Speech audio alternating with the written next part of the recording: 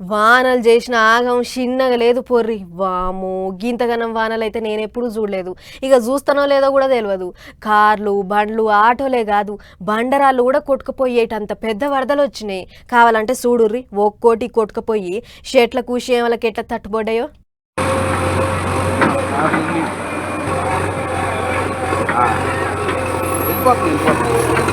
ఆగా తాడి చెట్టుకు తట్టి ఒక కారు, దాని పక్క పోయింటి ఈత చెట్లకు తట్టి 2 కార్లు, బుడద మైలే నల్ల కారు, కొద్ది కాసుంటా 4 మైలే చూస్తే ఓ తెల్ల కారు, దాని వెనక ఇంకో ఎర్ర కారు. గీయే కాదు ఇగిటి చూడలి, గీడ రోడ్డొంపుల కారు, దాని కింద 2 కిలోల బండి, పక్క పోయింటి పైకప్పు ఊడిపోయిన ఆటో.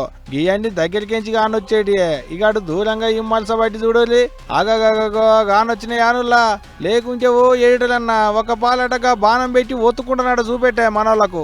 ఆగో చూసిరా, ఈ ఒకటే కాదు 2 కిలోల బండ్లు, ఆటోలు, ఆఖరికి డీసీఎంలు కూడా కొట్టకపోయినాయి. ఇట్లా 3-4 వద్దుల సంది ఈడ్చుకొచ్చిన వానలకు విజయవాడ అంతా తడిసి మెత్తగా ముద్దైన ముచ్చట అందరికి ఎరుకున్నదే కదా. గట్ల దన్నుకొచ్చిన వరదలల్లా కొట్టుకొచ్చిన బండ్లు గీయన్ని, ఇండ్లలున్న బండ్లు వరద తెప్పలకు కొట్టుకొచ్చి చెట్లకు పుట్లకు తట్టినాయి. పొలం గట్లే వీటికి పార్కింగ్ చోట్లయినాయి. గట్ల కొట్టుకొచ్చిన బండ్లను ఇగో ఇట్ట కొక్కిలేండ్లతోని తాళ్ళు కట్టి మీది గుంజుతున్నారు. చుట్టుముట్టున్నోళ్ళు చూడాలి సినిమా చూసినట్టు ఎట్ట చూస్తున్నారా.